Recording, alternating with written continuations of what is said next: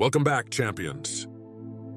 Today, we're embarking on an enlightening journey into the profound wisdom of Confucianism with a focus on the gentleman scholar, balancing knowledge and virtue.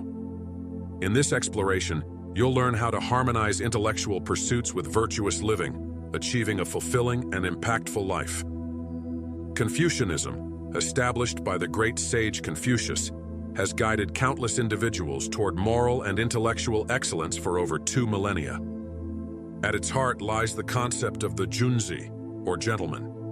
A junzi is not merely an intellectual. He embodies the highest virtues, serving as a moral compass and a source of inspiration for those around him. This idea of the gentleman scholar is central to our discussion today. Confucius once said, "To study and not think is a waste. To think and not study is dangerous." This powerful statement emphasizes the necessity of a balanced approach to learning and reflection. As we delve into the essence of the gentleman scholar, remember that true wisdom is the harmonious blend of knowledge and virtue. Our journey begins with self-cultivation, a cornerstone of Confucian thought. Confucius believed that self-cultivation is the foundation of a harmonious life and society. The pursuit of knowledge is vital, but it must be accompanied by the development of moral character. Confucius said, "The gentleman devotes himself to the fundamentals. When the fundamentals are established, the proper way appears. Are not filial piety and respect for elders the root of benevolence?" In today's world, we're often driven to accumulate knowledge and skills for personal advancement. However, Confucianism teaches that intellectual achievement should not come at the expense of moral integrity. The gentleman scholar is one who balances the pursuit of knowledge with the cultivation of virtues, such as benevolence, righteousness, propriety, wisdom, and fidelity. Daniel K. Gardner, a renowned Confucian scholar, notes, "The junzi is a person of character who can be trusted to behave ethically and to contribute positively to society."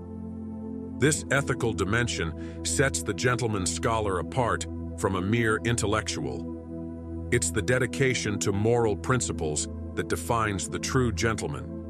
The path to becoming a gentleman scholar begins with self-discipline. Confucius emphasized self-regulation, stating, "The archer who misses the mark blames himself, not his bow."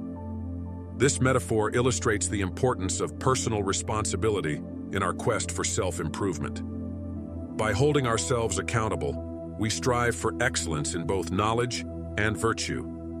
The pursuit of knowledge for the gentleman scholar is driven by a genuine love for learning, not personal gain. Confucius declared, "Is it not a pleasure, having learned something, to try it out at due intervals? Is it not a joy to have friends come from afar? Is it not gentlemanly not to take offense when others fail to appreciate your abilities?" This joy of learning and sharing knowledge with others is a hallmark of the gentleman scholar. Humility is another key virtue. Confucius taught, "The superior man is modest in his speech, but exceeds in his actions." Humility allows us to remain open to new ideas and perspectives, fostering a lifelong journey of learning and growth. It also enables us to build meaningful relationships based on mutual respect and understanding. The gentleman scholar also practices empathy and compassion. Confucius said, "Do not do to others what you do not want done to yourself." This principle, known as the Golden Rule, is a cornerstone of Confucian ethics. By treating others with kindness and respect, the gentleman scholar creates a positive impact on those around him and contributes to a harmonious society. Confucianism emphasizes social responsibility.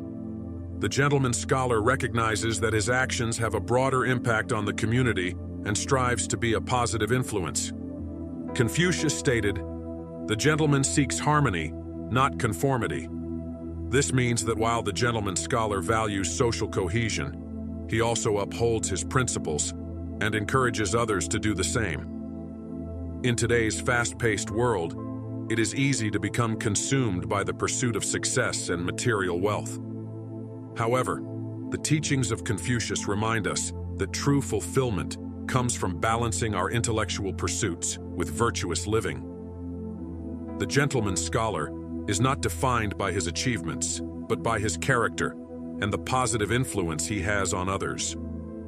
As we reflect on the wisdom of Confucianism, let us strive to embody the qualities of the gentleman scholar in our own lives.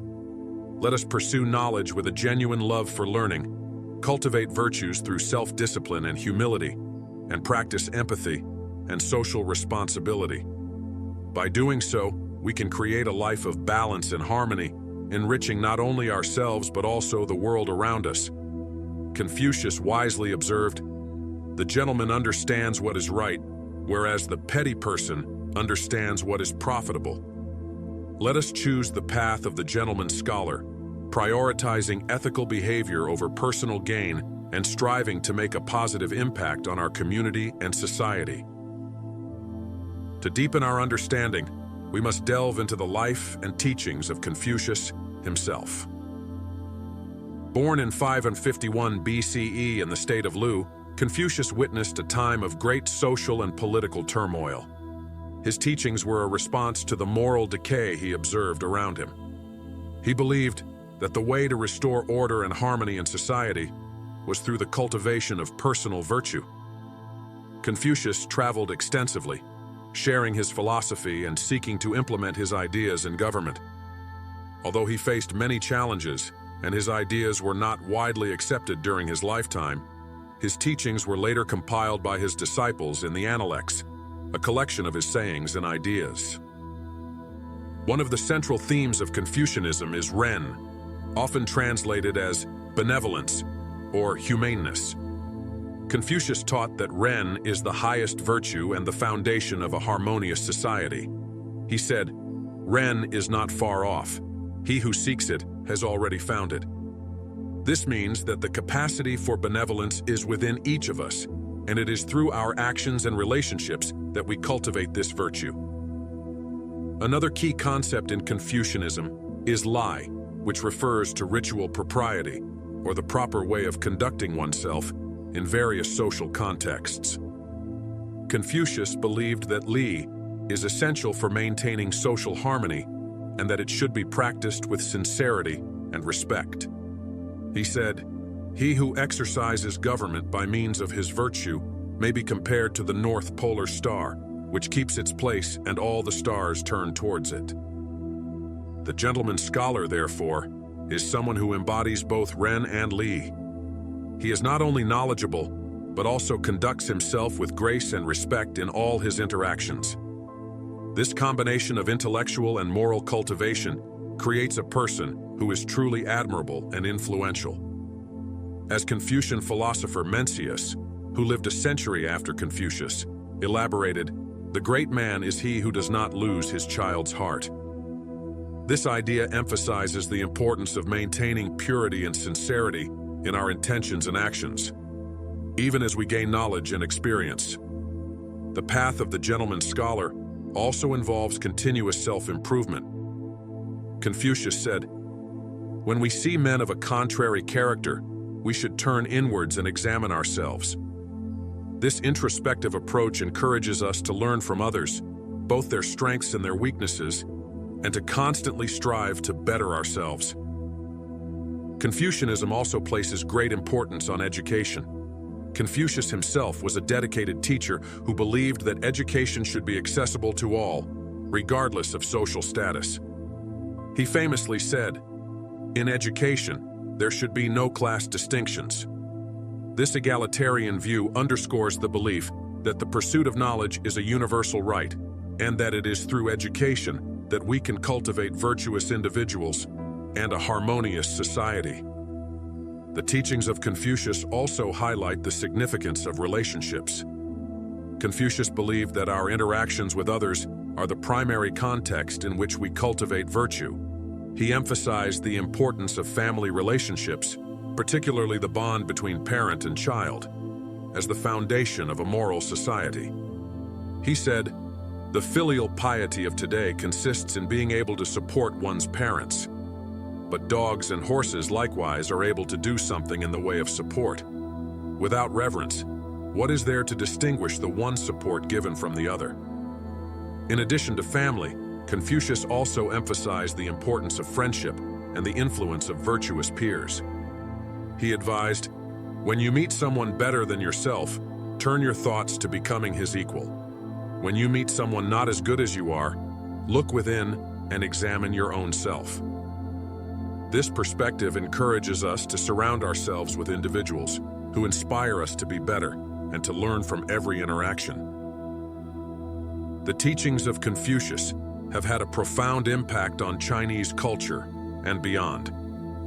His emphasis on moral education, social harmony, and the importance of virtuous leadership has shaped the values and practices of countless societies. Even today, Confucian principles are relevant as we navigate the challenges of modern life and seek to create a more just and harmonious world.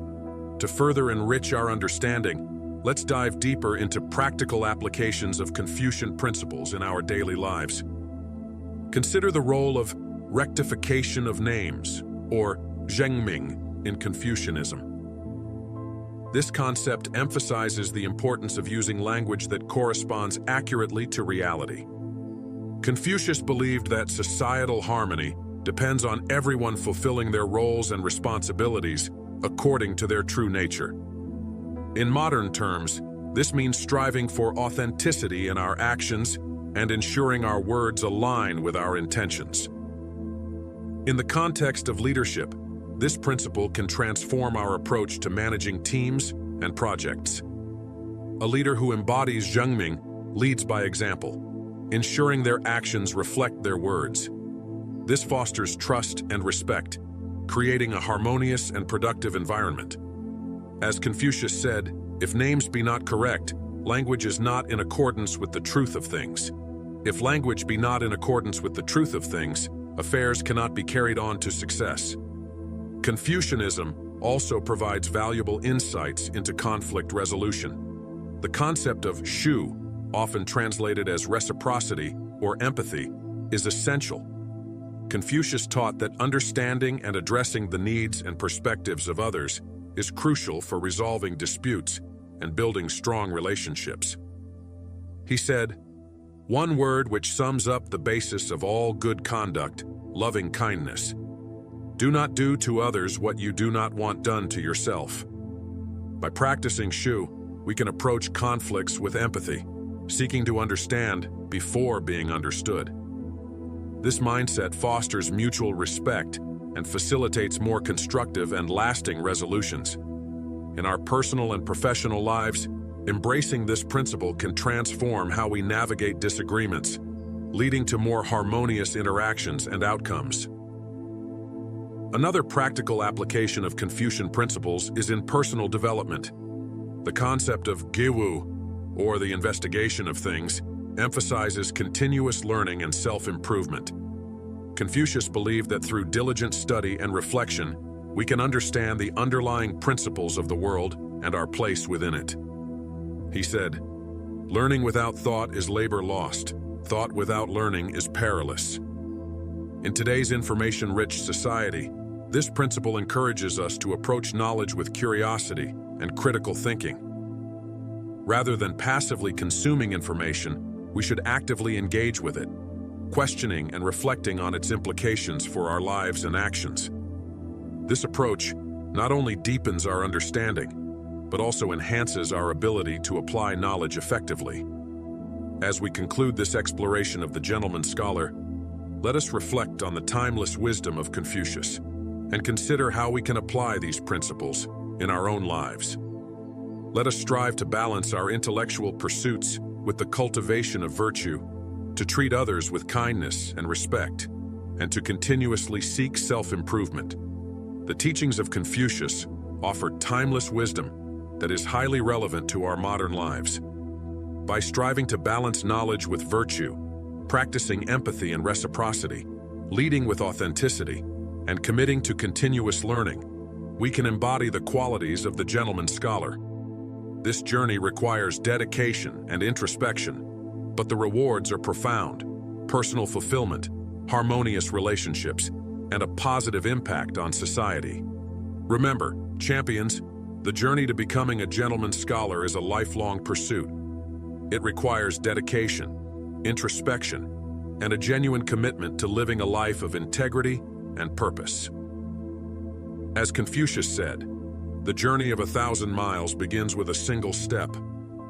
Let us take that step today with a renewed commitment to balancing knowledge and virtue in our lives. Thank you for joining us on this journey. If you found this exploration enlightening, please like this video and subscribe to our channel.